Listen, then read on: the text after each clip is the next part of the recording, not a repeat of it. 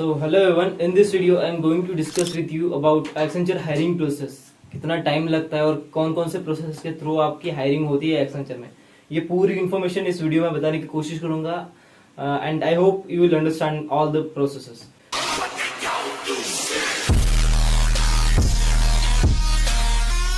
First of all मेरी बताता हूँ कितना टाइम लगा था मेरा हायरिंग होने के लिए कंपनी में.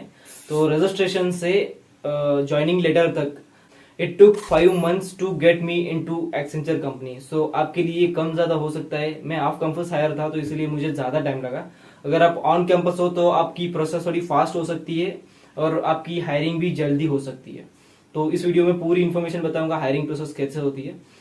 फर्स्ट ऑफ ऑल एक इंपॉर्टेंट बात बताना चाहता हूँ, आपके रजिस्ट्रेशन के बाद कोई फिक्स टाइम नहीं होता आपकी असेसमेंट रिसीव होने के लिए. It completely depends on company requirements and project requirements. तो ज्यादा थिंक मत करो, आपको असेसमेंट की लिंक आ जाएगी, थोड़ा टाइम लगेगा. तो first step in hiring process is your registration. Registration करते वक्त आप अपने information carefully and accurate information fill up करना. जैसे कि आपके मैट्रिकुलर सर्टिफिकेट पर जो इन्फॉर्मेशन है, जो नाम है, उसी तरह से आप अपनी रजिस्ट्रेशन करो. And if it asks for your PAN card, upload your original PAN card that you received through post. जिसके पीछे एक गवर्नमेंट का होलोग्राम होता है, वही पैन कार्ड अपलोड करना. इन फ्यूचर आपको ये आपकी प्रोसेस फास्ट करने में हेल्प करेगा, क्योंकि जब आपका इंटरव्यू में सिलेक्शन हो जाता है तब आपको एक टास्क का मेल आता है जिसमें आपको अपना पैन कार्ड अपलोड करना होता है. आपने प्रीवियसली अपना ओरिजिनल पैन कार्ड अपलोड किया होता है तो आपको ये मेल नहीं आएगा. इनकेस आया भी हो तो अपना ओरिजिनल पैन कार्ड अपलोड करो. जो आपने डिजिटल बनाया होता है वो अपलोड मत करो. जिसके पीछे होलोग्राम होता है या फिर जो आपको पोस्ट के थ्रू रिसीव हुआ है वो पैन कार्ड आप अपलोड करो. ऑल दीज डिटेल्स जो आपने अपने रजिस्ट्रेशन में फिल करी होती है, वही डिटेल्स को लेकर आपकी प्रोफाइल बनाई जाती है. जब भी आप एक्सेंचर में सेलेक्ट हो जाते हो तब अपनी डिटेल्स केयरफुली एंड अपनी डिटेल्स अच्छी तरह से भरना. जो भी मैट्रिकुलेशन सर्टिफिकेट पे है ना, उसी तरह से अपनी डिटेल्स फिलअप करना.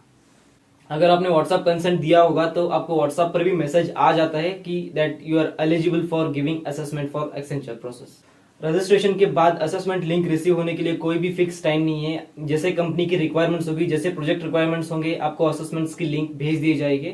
आप पेशेंटली वेट कर सकते हो, आपको लिंक मिलेंगी.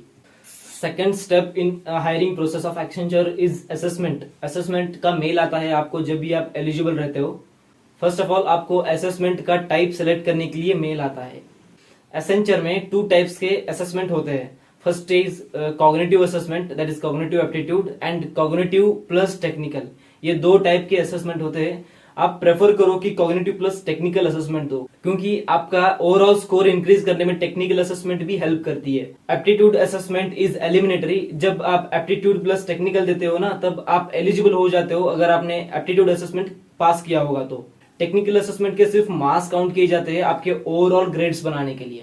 Total assessment time will be 90 minutes if you choose technical plus cognitive. And आपने सिर्फ कॉग्निटिव असेसमेंट दिया होगा तो आपको 60 minutes का टाइम दिया जाएगा. टेक्निकल असेसमेंट में आपको कोडिंग क्वेश्चंस पूछे जाते हैं जो कि आपको एमसीक्यू फॉर्मेट में आंसर करना होता है. एक क्वेश्चन दिया जाता है जो कि कोड फॉर्मेट में होता है और उसका आउटपुट आपको एमसीक्यूज में दिया होता है. उन 4 ऑप्शन में से कोई सही आउटपुट है वो आपको चूज करना होता है. यही टेक्निकल असेसमेंट होता है. कोडिंग क्वेश्चन किस तरह से आते हैं ये भी आपको एक क्वेश्चन आ सकता है. तो ये डिफर करता है role to role and degree to degree. अगर आपका बीटेक बैकग्राउंड हो तो आपको थोड़े टफ क्वेश्चंस आ सकते हैं. अगर आपका बीएससी बीसीए बैकग्राउंड हो तो आपको थोड़े इजी क्वेश्चंस आ सकते हैं. After clearing aptitude and technical assessment आपको मेल आ जाता है that you have cleared assessments, and then आपको कम्युनिकेशन का मेल भी आ जाता है. You will receive communication mail only if you passed in aptitude assessment. जब भी आपको कम्युनिकेशन असेसमेंट का मेल आ जाता है तो वहां पर उन्होंने एक डेडलाइन मेंशन करी होती है, from this date to this date. In between आप कभी भी अपना कम्युनिकेशन असेसमेंट दे सकते हो. कम्युनिकेशन असेसमेंट का टाइम ड्यूरेशन जो होता है ना, वो डिफर कर सकता है रोल टू रोल. पाड़ा रोल के लिए अलग होगा, सासा रोल के लिए अलग हो सकता है, या फिर आपके एजुकेशन बैकग्राउंड पर भी डिफर कर सकते हैं. बीटेक बैकग्राउंड के लिए अलग हो सकता है या फिर बीएससी बीसीए वालों के अलग हो सकता है. And most important thing to know that it is not an eliminatory round. यहाँ पे आपको एलिमिनेट नहीं किया जाएगा. इसके सिर्फ स्कोर आपको ओवरऑल ग्रेड बनाने के लिए कैरी किए जाएंगे. And fourth step in hiring process is interview. जब भी आप अपने पूरे राउंड्स कंप्लीट कर देते हो तब आपको इंटरव्यू का मेल आ जाता है. इंटरव्यू टाइम स्लॉट सेलेक्ट करने का सबसे पहले मेल आता है.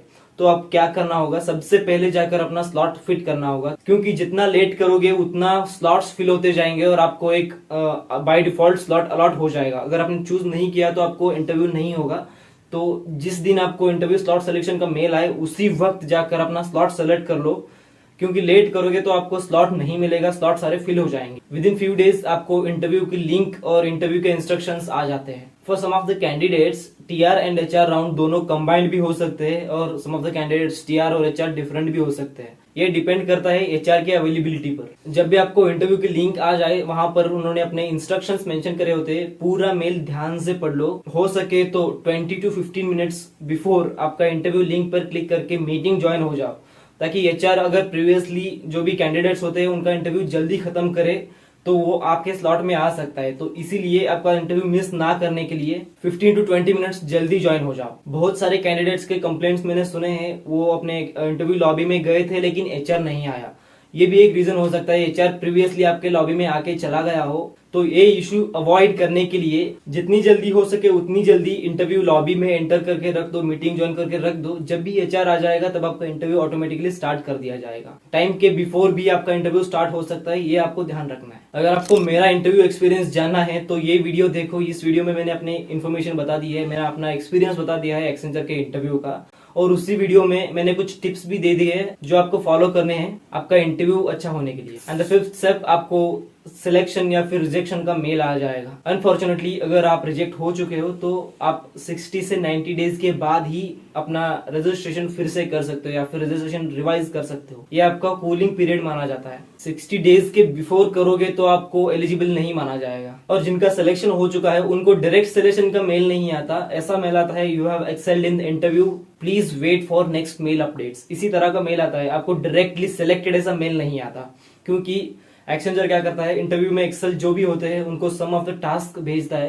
For example pan card upload, अपने कुछ डॉक्यूमेंट्स अपलोड करना होता है, और जिन्होंने अपनी डिग्री कंप्लीट नहीं करी है उनको अपने मार्क्स कार्ड अपलोड करने के लिए बोलता है। ये सभी टास्क सबको कंप्लीट करने पड़ते हैं आपके ऑफर लेटर आने के लिए। अगर आपको मेल आए कि इंटरव्यू आपका सक्सेसफुल हो चुका है और आपने इंटरव्यू पास कर दिया है तो कुछ चीजें आपको ध्यान में रखनी होगी। अपना पैन कार्ड, आधार कार्ड और मैट्रिकुलेशन सर्टिफिकेट, इन तीनों में आपका नाम और एड्रेस सेम होना चाहिए। एड्रेस का तो छोड़ो लेकिन आपका नाम तो सेम होना चाहिए। अगर आपने ये नहीं किया तो आपकी ज्वाइनिंग प्रोसेस में प्रॉब्लम्स आ सकती है, क्योंकि वो पैन कार्ड और आधार कार्ड थोड़ा चेक करते हैं, तो वहां पे आपका नाम सेम होना चाहिए। और एल्स आप जब भी अपने डॉक्यूमेंट वेरिफिकेशन के लिए अपलोड करोगे अपने डॉक्यूमेंट्स, तब आपको डिटेल्स मिसमैच का भी मेल आ सकता है या फिर उससे प्रीवियसली भी आ सकता है। If you want to talk with me personally and solve your problems, नीचे टॉपमेट का लिंक दिया है, वहां पे जाके आप रजिस्टर कर सकते हो। I will be available for that time and that link is for only personal guidance. Pan card का टास्क सक्सेसफुली कंप्लीट होने के बाद आपको डॉक्यूमेंट वेरिफिकेशन का मेल आता है,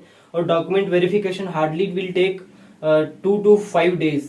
इन्हीं 5 डेज के अराउंड आपका डॉक्यूमेंट वेरिफिकेशन कंप्लीट हो जाएगा और आपको ऑफर लेटर आ जाएगा। ऑफर लेटर आने के बाद ज्वाइनिंग आने के लिए थोड़ा आपको टाइम लग सकता है because of the project and company requirements. Accenture continuously hire कर रहा है तो आपको ऑफर लेटर आया है, डेफिनेटली आपको ज्वाइनिंग लेटर आ जाएगा। मुझे एक और प्रॉब्लम आई थी पैन कार्ड अपलोड करने वक्त। मैंने 3 बार अपना पैन कार्ड अपलोड किया है और वहां पर मैंने एक गलती करी थी, अपना डिजिटल पैन कार्ड 2 बार अपलोड किया था। तो डिजिटल पैन कार्ड मत अपलोड करो, अपना ओरिजिनल पैन कार्ड अपलोड करो और बोथ साइड्स को अपलोड करो। जो भी आपका पीछे होलोग्राम होता है गवर्नमेंट का, वो भी आपको भेजना है, वो भी अटैच करना है उस पीडीएफ में। एंड एक्सेंचर के रिलेटेड और भी वीडियोस देखना चाहते हो, for example my interview experience, joining process, day 1 at Accenture या फिर अकोमोडेशन, इन सभी पे मैंने वीडियोस बनाए हैं, वो वीडियोस जाके आप देख सकते हो। And that's it for today's video. Share this video with your friends, subscribe to my channel for further Accenture updates, and I will see you in next video. तब तक के लिए टाटा बाय।